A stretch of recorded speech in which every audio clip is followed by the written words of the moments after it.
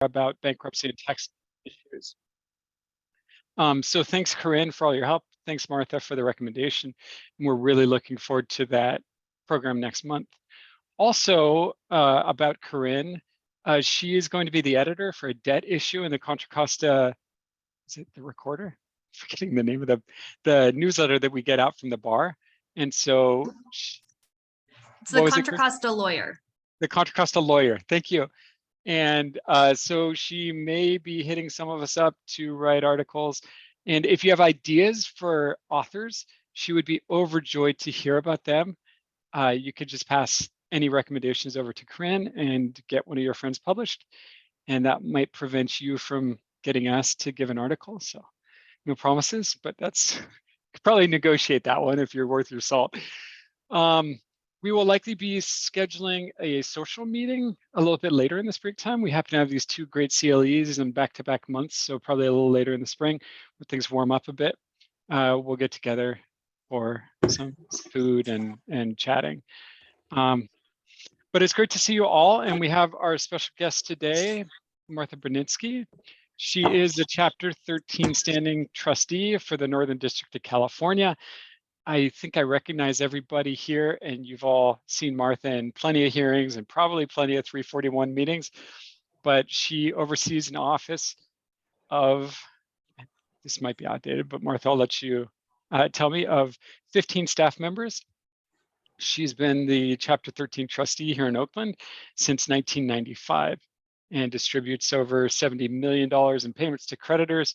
Prior to this, she worked as Vice President Counsel of Home Savings of America, where she oversaw all Northern California bankruptcy matters. And she's also been involved in the NACTT, which actually, if you're not on their newsletter, I highly recommend. It's so handy. I get NACPA's newsletter, and that's great for cases. NACTT has lots of editorials and other materials. You don't have to pay anything to be on their newsletter. You also get invited to their annual conferences. So if that's something you want, I'm sure Martha would be able to tell you how you can get involved there. And I'm about to turn it over to Martha, but I want to talk about one other thing beforehand, and that's the purpose of this meeting. So Martha and I spoke last autumn, about 3 months ago, and she agreed to give this presentation called How to Get a Chapter 13 Plan Confirmed. Prior to that time, there had been a notice and comment period about the new Chapter 13 plan, but then nothing happened for months. And then after Martha volunteered for this program, based on my request, so I'll take it personally, a brand new Chapter 13 plan was released. And it came out of the blue, and I talked to Martha right after, and she said that the judges hadn't told her anything about it right before it happened or anything. So the purpose of this legal education today is about how to get a Chapter 13 plan confirmed based on years of experience, not based on the 3 weeks that the new plan has been in effect. And so Martha is not going to be available to answer questions or deal with general subjects in the new plan. And that's primarily because no new plan has yet been confirmed. So none of us know. And so if you don't know and you have burning questions, we all share those questions. We also share the absolute lack of answers. And so I request your understanding and that we treat Martha as a welcome guest in this presentation and not as anything but that welcome guest, because we're all pretty ignorant as to the other topics. All right, so keep your questions general and they're very likely to be answered. But if they're really specific about the new plan, we're probably just not going to have an answer for you yet. Martha, did I miss anything? No. Okay, then without further ado, I turn it over to Martha, to Trustee Martha Bronitsky. Thank you. Happy New Year, everyone, to the people I haven't come across this new year yet. Feels like the old year, except we have this thing lurking out there. I wish I could tell you how to confirm a new Chapter 13 plan. I can't because I'm still learning. But I do have a few things I've gleaned from the judges. The first is, please also remember that we have a new Chief Judge Johnson, who is the driving force behind this plan. So the first thing that Judge Hammond, Judge Johnson, and Judge Novak told all 3 trustees was that the new General Order 34 regarding reporting of ongoing mortgage payments is annual, no matter when you file the plan. So if you want to change the opt-out language, well, you've already filed those plans, so you don't need to. But just know that we're going to change all of our wonderful motions to dismiss for failure to provide proof under General Order 34 to an annual from the day of confirmation for all plans confirmed 2022, starting with 2023. They have also said that whatever type of plan you filed, you're going to stay with that plan. So if you filed prior to 2023 and you need to amend or you need to modify, you're going to use the form you already did. You're not going to use the new form. This is going to be fun for my office because there's new distribution orders too, we think. So just remember, you'll just use what you've always used, and you won't be able to amend or modify your current plans based on the new plan. I mean, certainly if it's based in the law, you could do it, but be prepared for discussion. The final thing that I had an actual discussion with Carl and Corinne this morning about was one of the things we have noticed is practitioners are not opening the drop downs and clicking none. Carl indicated this might be a best case problem and suggested you download the plan off the court's website in order to use it. Because if you don't click none, we will ask you to amend the plan. So remember to open those drop downs, click none if they don't apply. That's all I know. I'm filing objections. I'm as confused as everyone else. The reason I am filing objections is that we are going through layoffs. We went through a layoff yesterday. One of the paralegals was terminated, and we'll be doing some more layoffs through March. The reason is my cash reserves are bleeding off 2% a month, which means I'm not bringing in the income. And I have cut absolutely everything else I can cut, even discussing with my landlord making my space smaller. And I'm at 10 and I can't go any higher. So doing some layoffs, which means Sarah and I will be filing objections to plans for the foreseeable future. I don't know if you'll see a difference in what we object to, but we're still objecting to missing documents and incorrect schedules. Justice said it, in October, we got 45 new cases. In November, we got 40. In December, we got 26. And in January, so far, we have 36. A good portion of those are pro pers, and we know that pro pers don't really make it out of the gate. So bear that in mind. I prepared a document called full of tips, 14 tips to move your plan towards confirmation. What I want to talk about today is I want to reset what confirmation means. Mr. Primus knows this because I emailed him. This is my new thing. Today, I emailed Mr. Primus about how much money he would make if we confirm the plan. If you confirm the plan, you get paid. And sometimes, and you might get paid a lot, but that just means that this thing's been hanging out. And the more you touch a case, the less you make per hour. So the more times you have to go back and do something or appear or file something, you're making less money. So I want to point some things out that are costing you money. The very first thing that is costing you money is a sloppy intake. Whether you do it, whether you have a questionnaire, or whether you have staff doing it for you. And I know a lot of you are just like really bare on staff or not at all.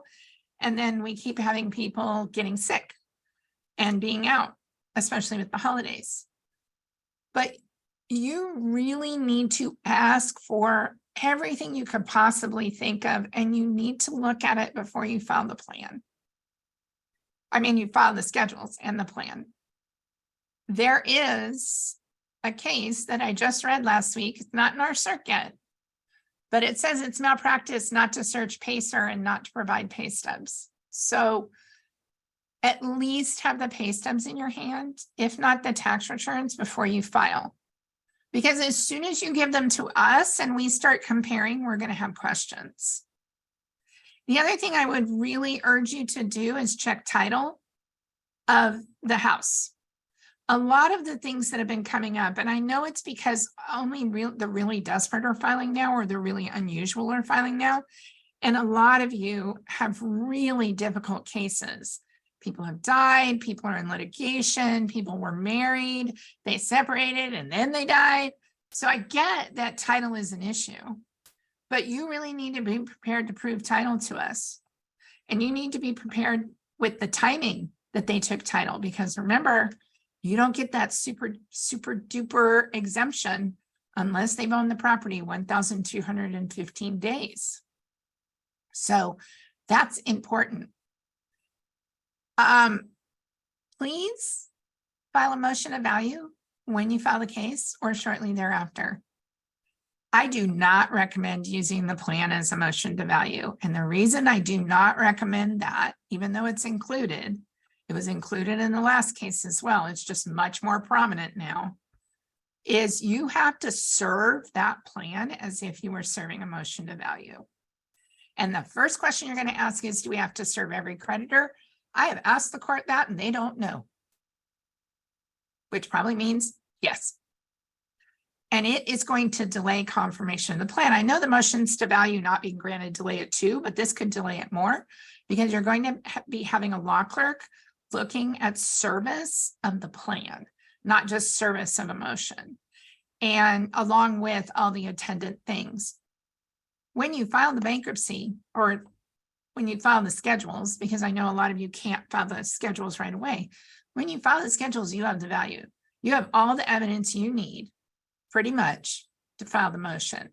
I know that when the debtor has not been able to provide you the most recent mortgage statement, it's harder to file the motion, but there's ways to move that along that your client can get invested in, but try to file the motion as soon as possible, because then the motion time can be running while we're waiting for the 341 to happen.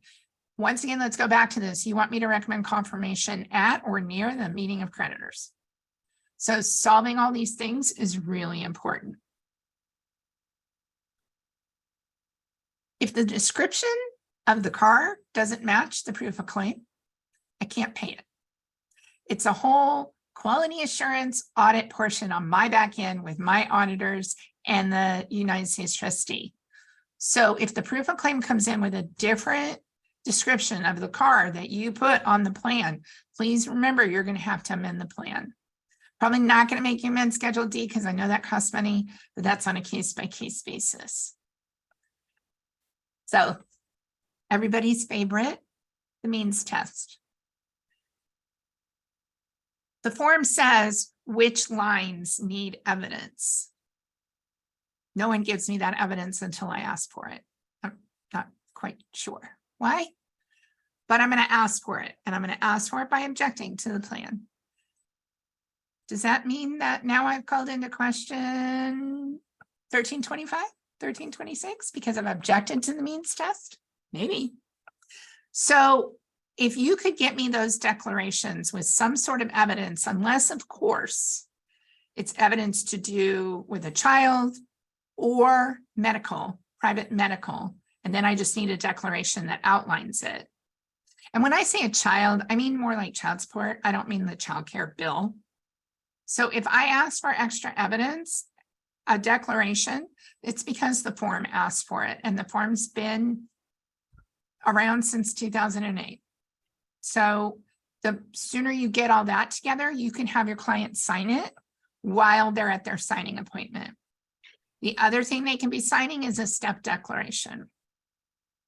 The other problem we've been having lately is these outside support declarations, and I understand it's probably because the debtor came into the initial appointment and said that family member X and Y will give $600 a month to me, And then when family member X and Y actually see it in writing, they don't want to sign it.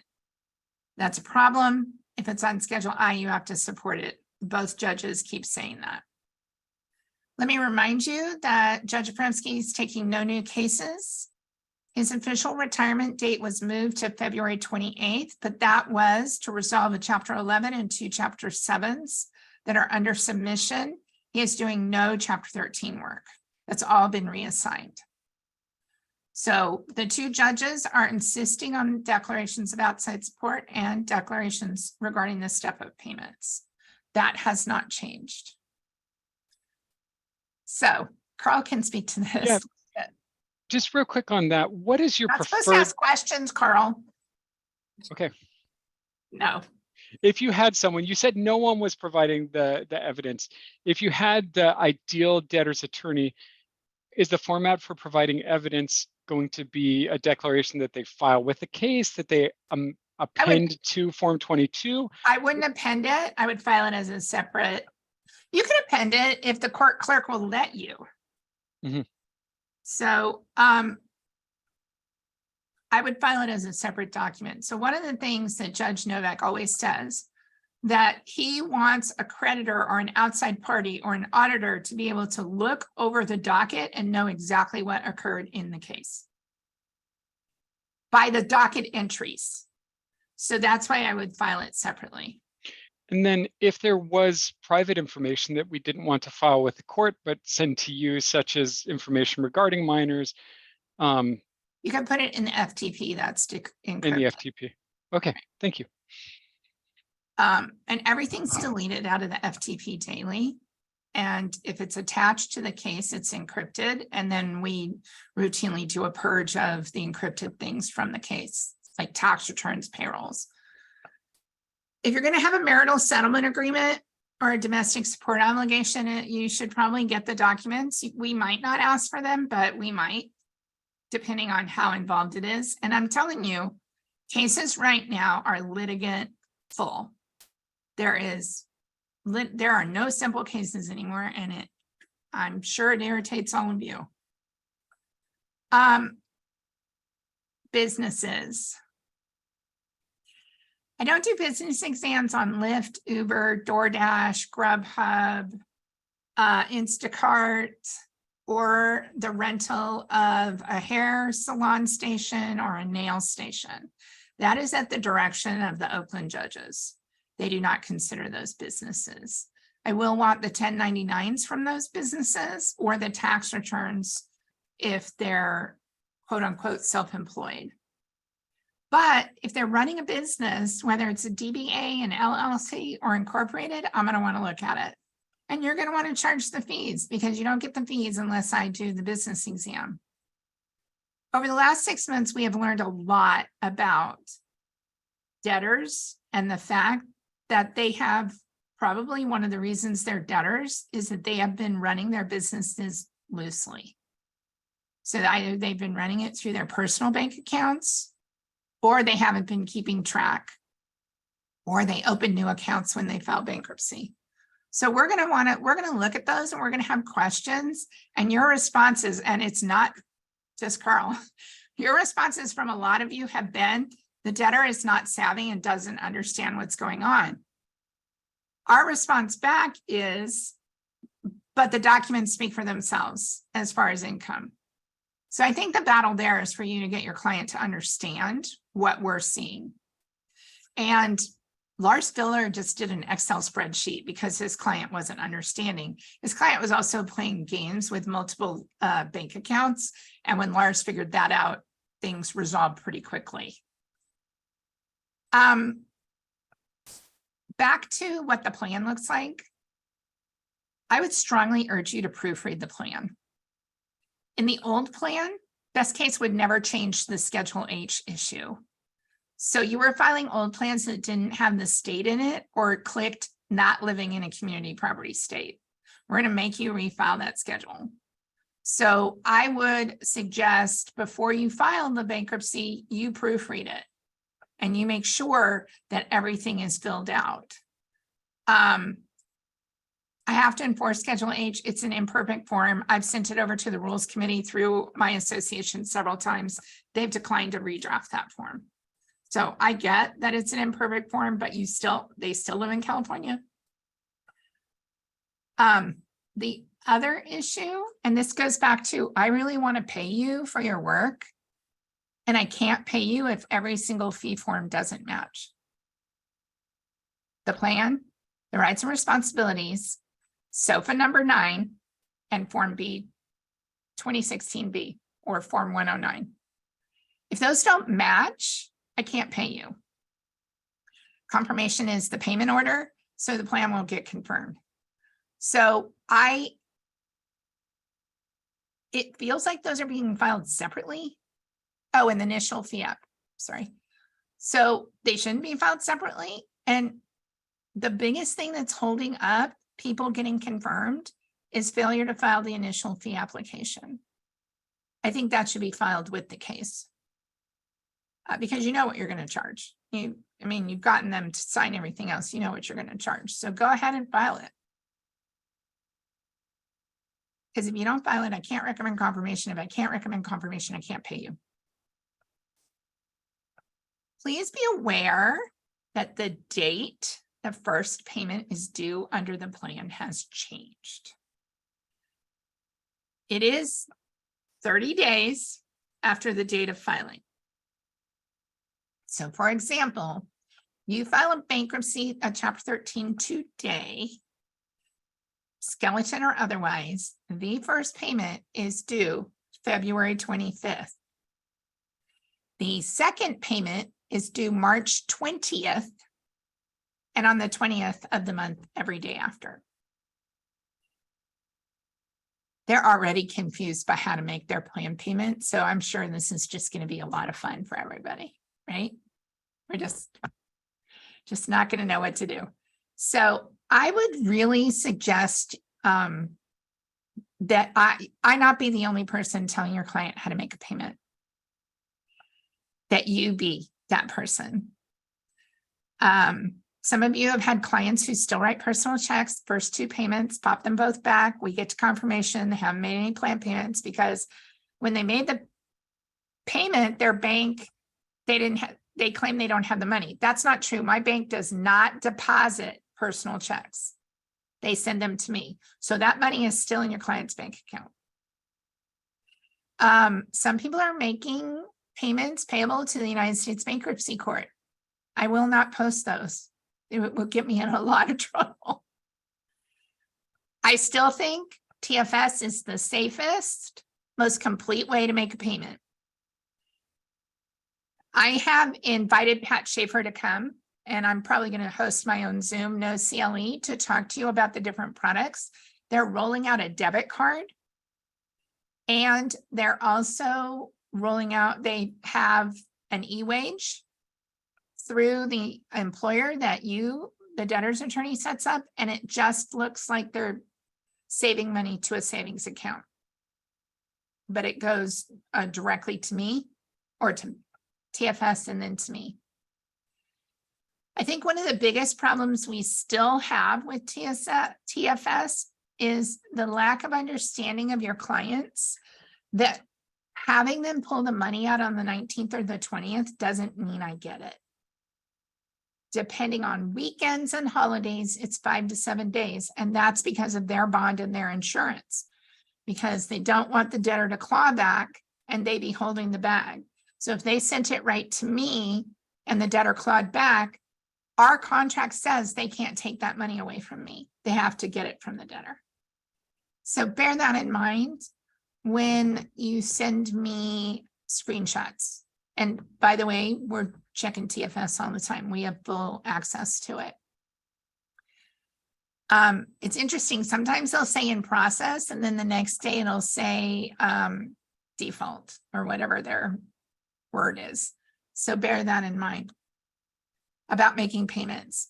We do send them first payment letters, but it's better coming from you while they really want this case confirmed. Because face it, once they file and they get that relief, getting their attention is really hard, as you all know, when you're sitting in a meeting of creditors and no one's there. So if you could upload the 521 documents, the tax returns and payment advices as soon as you can, that would be really helpful. So we don't have to look at the case constantly and try and file motions to dismiss or docket entries. If you're not getting those from your clients at the first or in the second meeting, that's a problem for you. So get them uploaded. Also, please, we are always going to do Zoom meetings of creditors. The UST is rolling it out as a nationwide process where we will be under their license. We're not there yet. They've rolled it out in one region and they're working on the kinks because they want it perfectly. I will not do telephonic if at all possible. And the UST has told me that I could stay on Zoom. In fact, I've shut down my part of the meeting room in Oakland and turned off my internet there. That's how confident I am that we're going to remain on Zoom.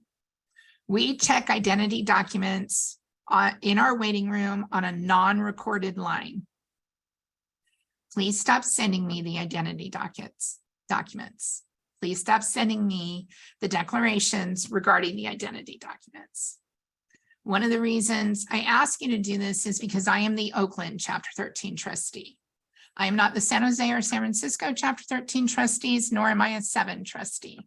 So please train your staff to stop sending these things to us. The reason is it's got personal identifying information on it, and the more it gets sent around and opened and looked at, the more likely that PII gets breached. So I don't want that responsibility in my system. It gets uploaded to the FTP, although some people have been emailing it. We immediately delete it. It's not necessary. It's a waste of time for your staff to do that, which reduces the amount of time they can spend on money-making opportunities, such as answering the phone and setting appointments. So, yes, so that is the region. I believe that's region 18. I want to say we're 19, so I think they're 18. Carl said that they're rolling it out in Utah, and they are. The only difference, there is no difference other than it's our license. Right now, we record on my license. We will create a new Zoom account where the U.S. trustee program owns the license. I don't think they realize how expensive it's going to be to own licenses for every trustee, but okay. It's a Department of Justice thing. That reminds me. We are getting cases that, as I've mentioned, that are really hard to confirm at the 341. And you all know that it's because these are just desperate, difficult cases with creditors that aren't like your normal mortgage creditor, or your client might be eligible for California Mortgage Relief Program, and that's holding it up.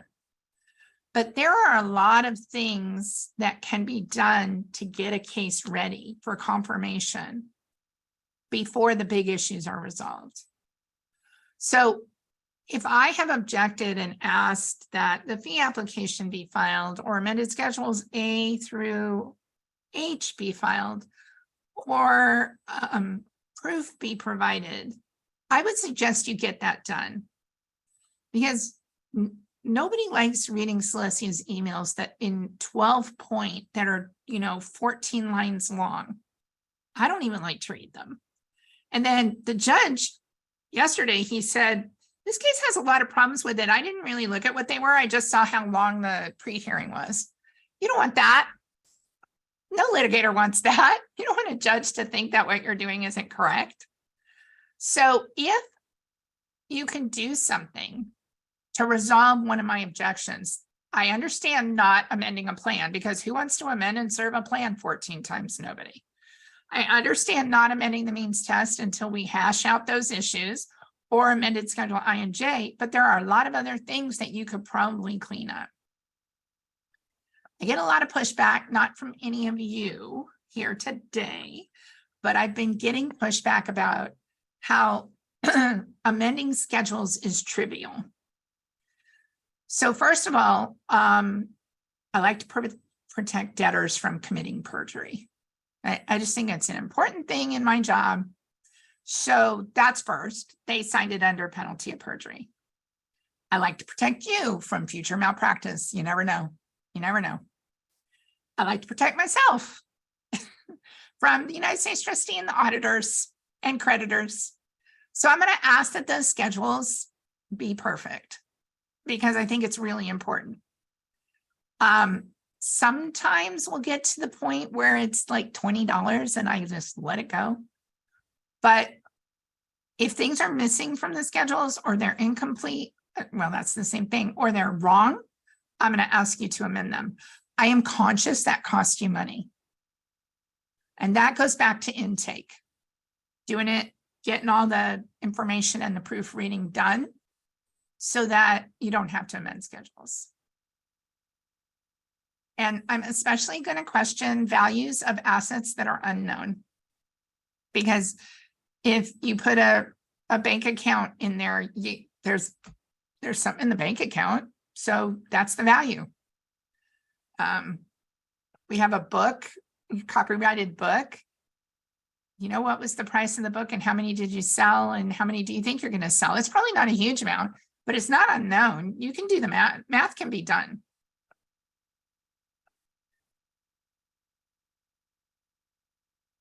The Department of Justice has, Merrick Garland, the Attorney General of the United States, has appointed a new director of the United States Trustee Program.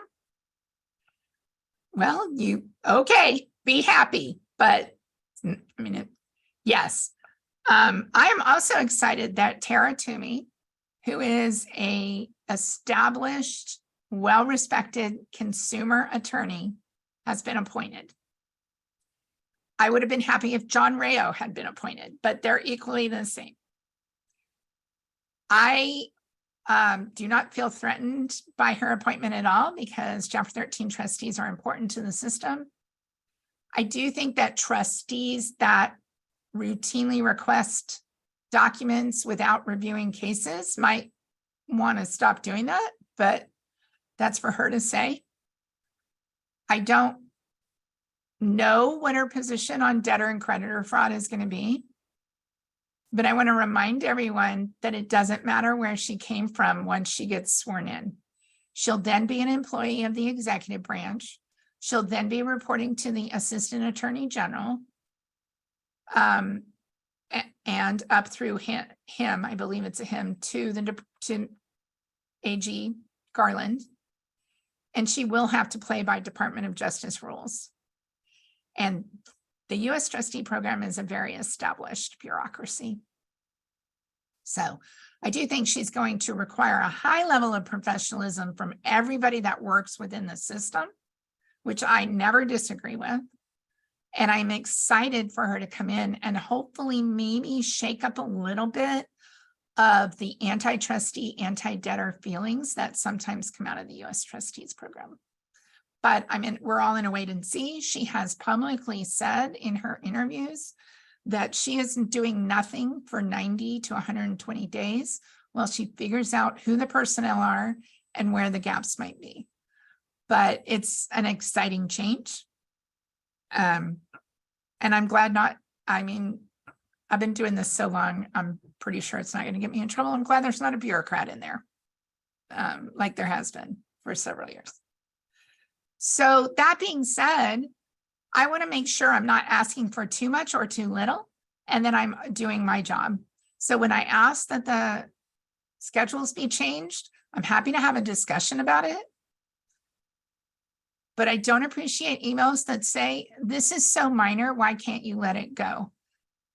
It's because your client signed it under penalty of perjury. And just because we don't know of anyone lately who's been prosecuted, that doesn't mean that couldn't happen. It's the same thing with my homestead exemptions and your risk, not yours. None of you have said this, but the response that it's 100% plan, what does it matter? A Chapter 7 trustee in San Diego 20 years ago sued the Chapter 13 trustee because they didn't object to the homestead. Because at the time, it was 100% plan, but then they converted. So I'm going to object. If you don't agree, you need to file an opposition to my objection to the exemption, laying out why. I have had 2 hearings before 2 separate judges, one of whom granted my objection to homestead. That is not appealable. That is not reviewable. That debtor is now paying more.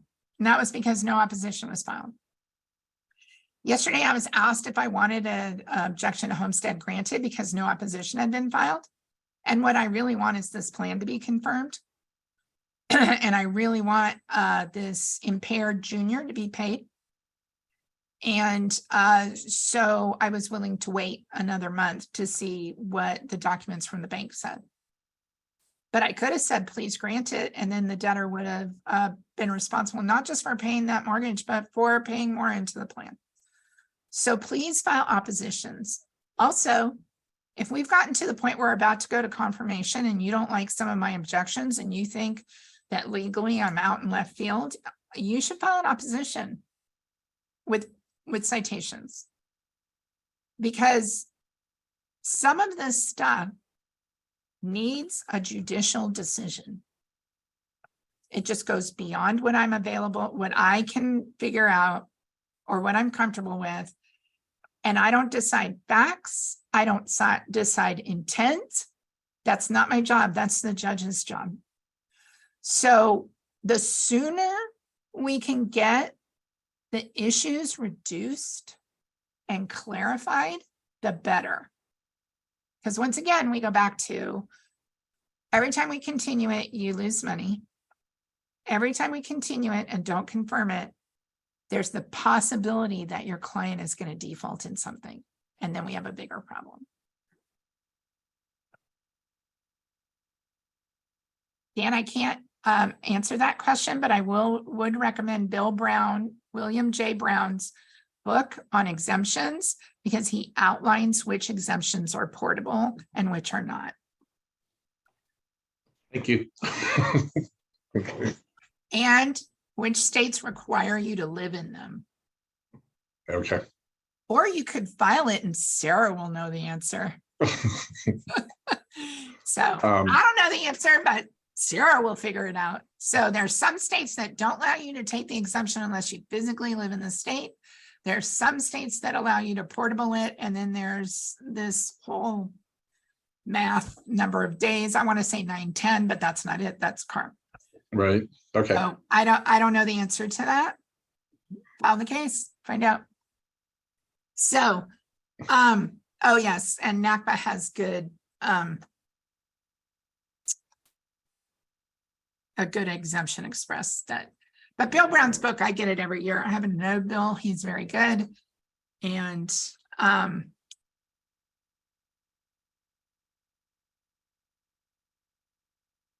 I'm giving you a resource. The Academy. So Carl, only some of that is in front of our paywall. So Carl mentioned that we have a newsletter. We do have a Monday news flash. Some of the discussions, especially the the case law discussions, are behind a paywall, but some of them are not. The ethics ones are rarely behind a paywall. And then the fun, this attorney really stepped in it, are never behind a paywall. Kathy Moran sits on that board with me. And if you want to write an article for the Academy, please feel free to contact Kathy Moran or I. She writes a lot for the Academy. So, but she's behind the paywall.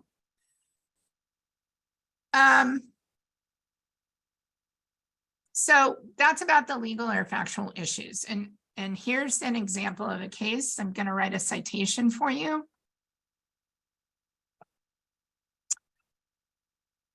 Michael, Primus, and I have disagreed on whether or not the debtor can take a voluntary ongoing retirement deduction based on In Re Parks, which is a 9th Circuit BAP case.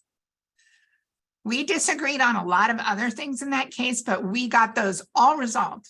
And I actually let one go, which was the math on the loans, so that we could get this down.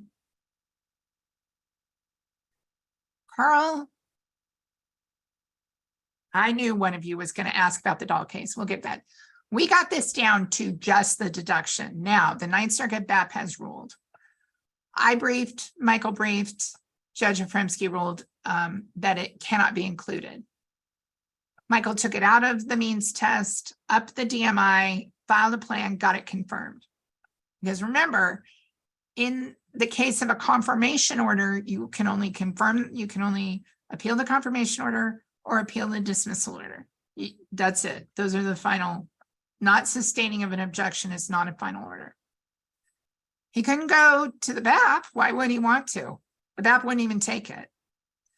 The litigator in me came out. He asked me to direct appeal to the Ninth Circuit. I said no. He moved the court for direct appeal to the Ninth Circuit. The judge said no.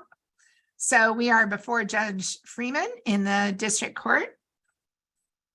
And I will give you that citation for the district court in the chat.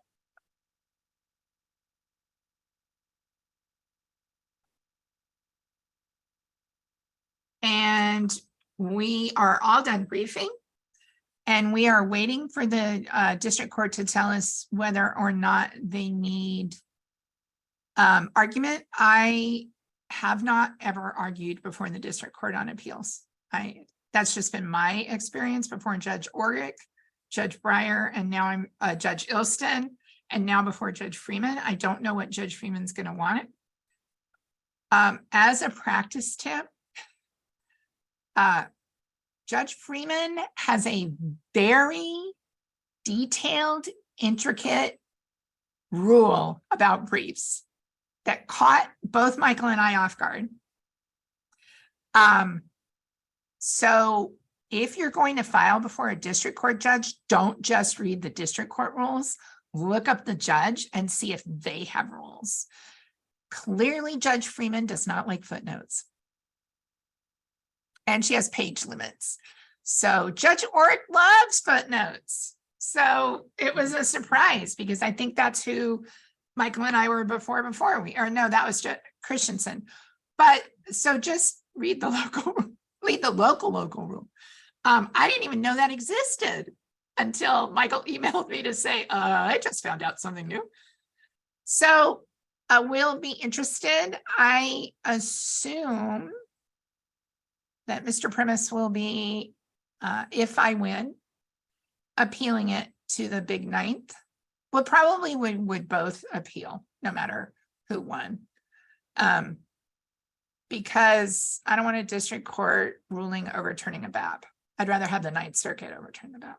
Okay. Carl asked about a case that the 10th Circuit just decided wrongly, in my opinion. It's called In Re Dahl. It's all over. You'll see it in the Academy next week. The 10th Circuit held that if a case is dismissed prior to confirmation, the trustee cannot, the trustee has to refund their fees. I have so many thoughts on why a court can't get involved in our fees since the statute tells the Department of Justice to get involved, but whatever. The Ninth Circuit is dealing with this. There is a split on the district level in the ninth, and the BAP upheld the trustee keeping the fees. And there are two separate cases now before the circuit, and they have been briefed but not argued, appealing the BAP. So the debtor's attorneys appealed the BAP decisions that upheld that we get to keep our fees prior to confirmation. Why do you think I push confirmation so hard? No, I push confirmation so hard because I want to get you paid, and you cannot be paid. So I'd like you paid because a strong debtor's bar makes my life easier, and you cannot be strong if you are not paid. So that's Carl asked in the chat what the position of the Ninth Circuit is, and the BAP ruled that we can keep our fees on dismissal prior to confirmation. And it's before the big circuit. Okay, just a couple of things. two of my pet peeves. One, please be nice to my staff. Okay? They're doing their jobs. Please don't ask them to have the trustee or Sarah review what they're doing, because we have. If you have an issue with a case and what my staff is telling you, email Sarah or I directly, and we will work with you on that issue to try and explain it. Of course, if it's math, Celestia is always right. You just need to own that Celestia is right about the math. Okay, because she has 14 different Excel graphics that she runs this stuff through. I mean, that's facetious. If your math is different, please, she'll be happy to explain it to you. Also, it would be nice if you were nice to Sarah and I. Not any of you, but another attorney from way outside the district had an issue with our objection to the retirement deduction, and the email got very personal towards Sarah and frankly unprofessional. Sarah handled it well. You might think Sarah is really nice and calm. Do not push her buttons. She's me. She holds it back. So attacking us personally for enforcing the law, it's really not okay. Okay, so let's be polite and try to sort it out on an issue basis rather than personal attacks. Last year was attacked personally a lot in writing by debtors' lawyers, and it was not pleasant. And I don't attack you guys. When I file a motion to dismiss for failure to make payments or failing to do something, I would caution you to be very careful about your opposition. First of all, I don't recommend declaring under penalty of perjury with your signature based on what your client told you. So you can say, I informed the court on information and belief, but don't sign it under penalty of perjury. A debtor's attorney did that, and we found out that the debtor was forging documents and sending them through FedEx. That's about 14 causes of mail fraud. So you want to be careful what you aver in these, but also don't just oppose. I oppose the motion. I want a hearing. If you do that, I'm going to file a declaration that says it's not clear and concise, doesn't state how they got there, doesn't state how they're going to get out of it. Please dismiss the case. Now, we'll probably have a hearing because of the nature of our judges, but I'm not sure we'd like that hearing. So if you're going to oppose it, your client has told you they were out of work, they've started work, here's their schedule of when they're going to make these plan payments, and they're going to do them via TFS. Put all that in your hearing request. We'll set a hearing. When the first day comes or the second time comes for them to make those payments, please check. Because you also don't want to get to court and have something that you filed not be performed under, because the court is not going to be happy about that. So you can then reevaluate with your client, really, are you really going to be able to do this? Should we pull our opposition? Should we file a non-opposition? Should we ask the trustee for a stipulation to cure? So don't just throw it up there and think your client's going to do it. They need a lot of pushing to cure these dismissals. So that's a general overview. Carl will send you the little tip sheet I made with his input, which talks about all the reasons about the things I quickly told you. But if I could leave you with one thing, is touch the case as little as possible. Get all the information up front, proofread everything you're about to file, and then respond quickly when we object. We try to object within 3 or 4 days of the plan being filed. And if you don't get an objection, aren't you lucky? And then Carl asked the question I was dreading, the doll case. Okay.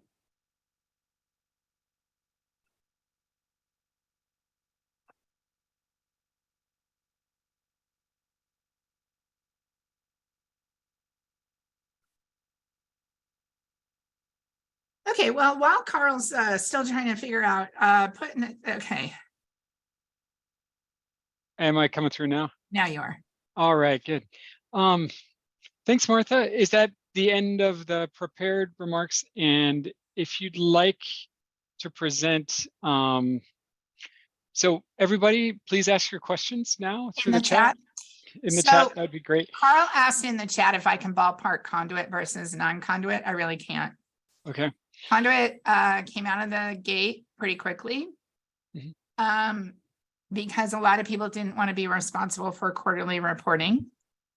Now that all plans are opt-out and you have to opt in, I don't know what we're going to see. However, I have had some inquiries from attorneys who successfully put their clients through California Mortgage Relief Program and want to modify the plan to make it a conduit.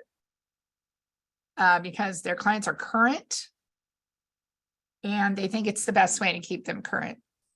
I will tell you that pending before Judge Bronitsky is, and I did not file a motion to deny discharge because it was a 2018 case and we didn't have the reporting requirement then.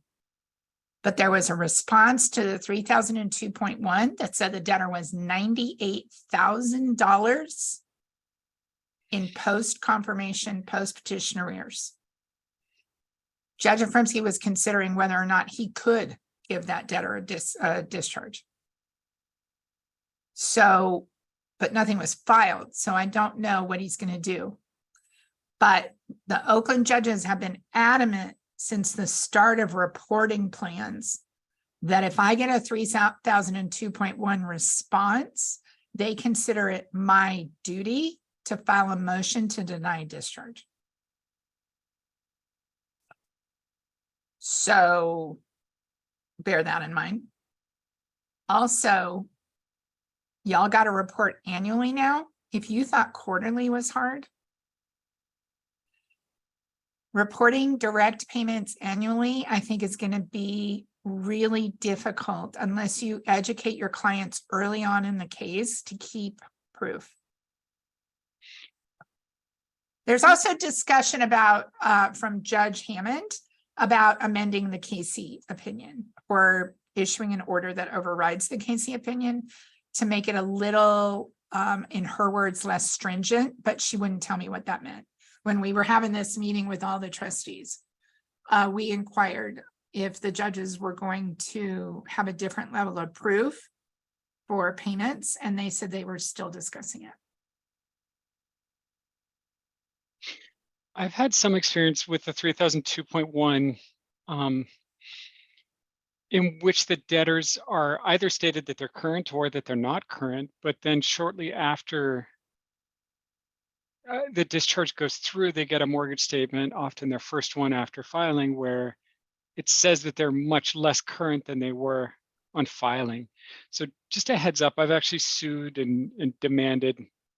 I sued one all the way and did a couple demands on others, and the mortgage companies are straightening those out. So heads up that just because the 3002.1 says they're late, doesn't mean they actually are late. With conduit, you have the trustee's evidence to rely on because there's very good evidence of payments, but if the debtors can show that, those issues are happening quite frequently. And so just heads up, it might not lead straight to dismissal. So that is always, I think you and I have just pointed out some of the problems that conduits can overcome. I do understand that it's a cost to your client. It's less cost to you because you don't have to respond to 3002.1s and a trustee's motion to deny discharge for which you won't get paid or reporting. But I do understand that at 10%, it can add more to the debtor's bottom line. But if you filed more, my fees would go down. So, you know, it's all volume, which I understand you don't have. I will be in the new plan going back to if it's a second or third filing and the arrearage has grown every time, I will probably be objecting as to feasibility and asking that it be a conduit plan. And I used to be successful at those, so we'll see. but it's always, everything is on a case by case basis, but I think less than 5% of my cases were conduit. I know that if I can ask a question directly, feel free to answer no or ignore it, just like you would if it was in writing. But the new plan has slightly different language on the revesting provision.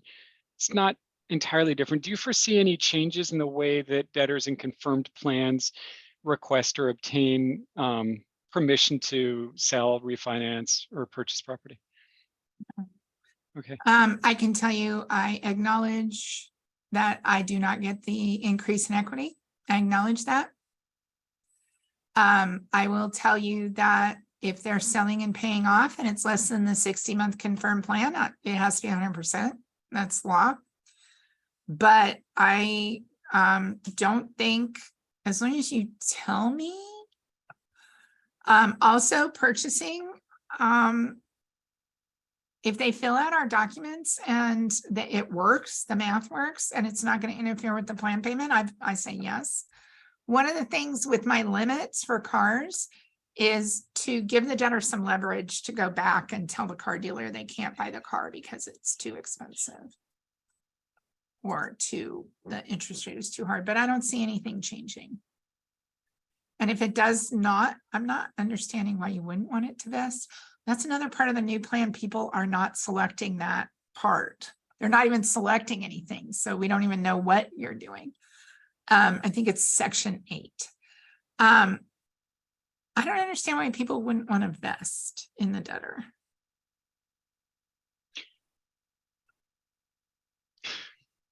Me neither.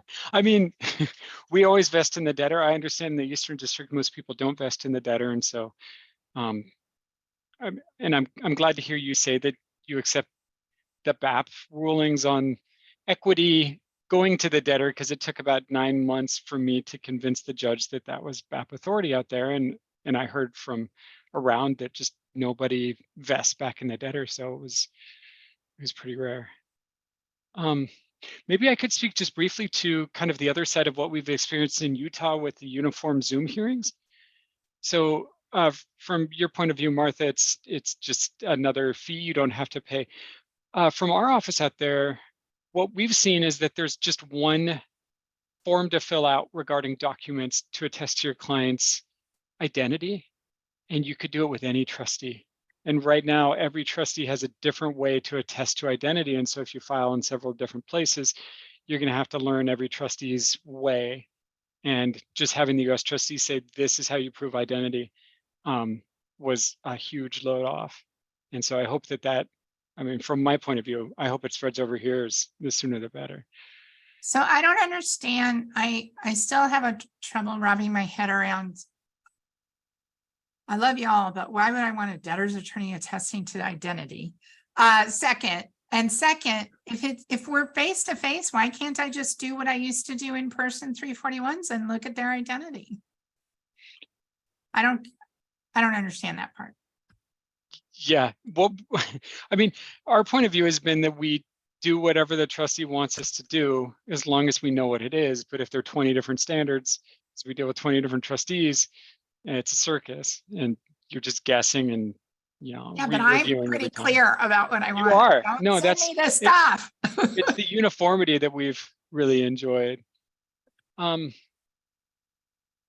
me see. We have some comments in the chat.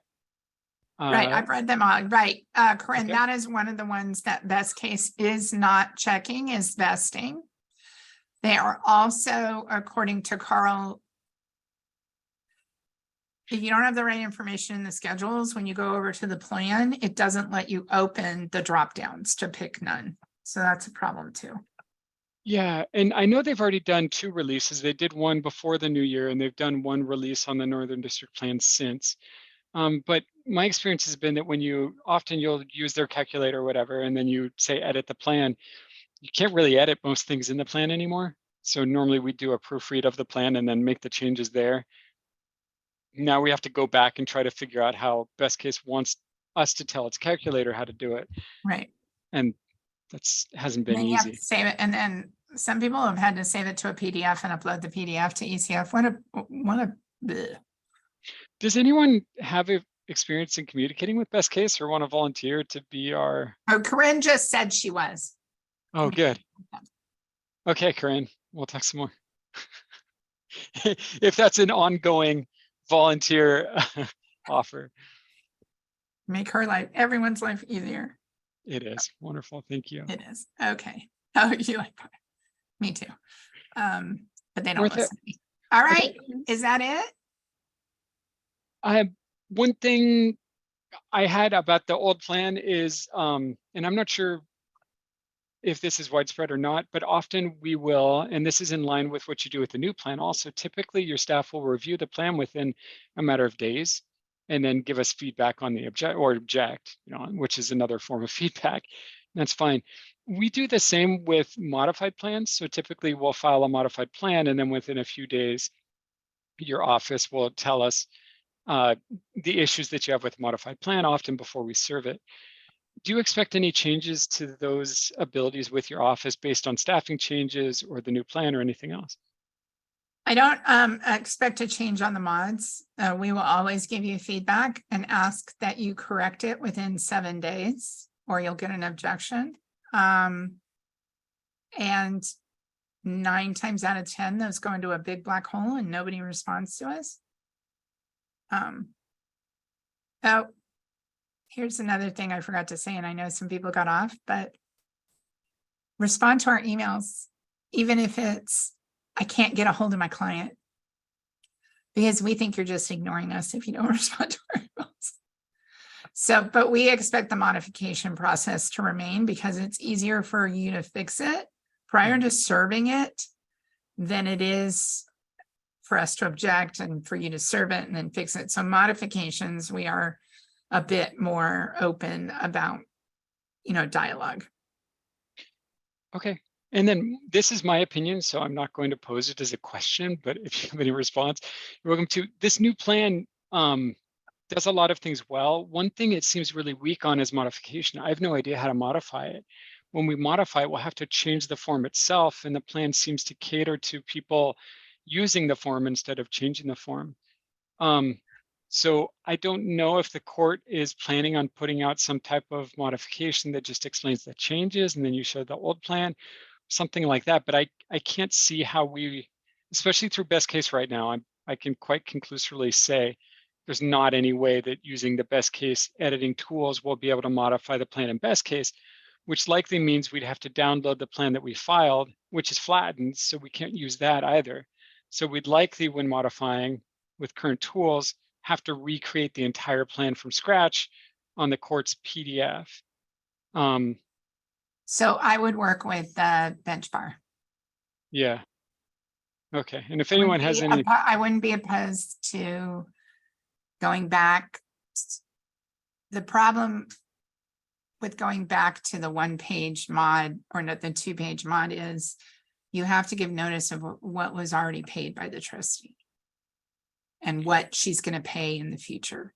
So I don't know how you do that, but if you run it, if you guys come up with a modification and work it through with the judges on bench bar, I'm happy to participate in that. I will tell you what's wrong and right with it, but I can't figure out how to create one. yeah, if that was the issue, maybe there's some type of print off that we could use and say, this is what's been paid. Now here are the changes. You can't print out the NDC data because that's my proprietary data. And it's only good the second you look at it. Mhm. Thereafter, it gets changed every 24 hours. So I don't know. I can think about it, see if I come up with an answer. Okay, thank you. Any other questions? Okay. Well, thank you very much, Martha, for coming, Trustee Bronitsky for coming and speaking with us. It's great to hear this feedback. We don't get to see each other outside of the Zoom calls very often anymore. So it's great to hear what's on your mind and how much of this new plan we're all facing together for the first time.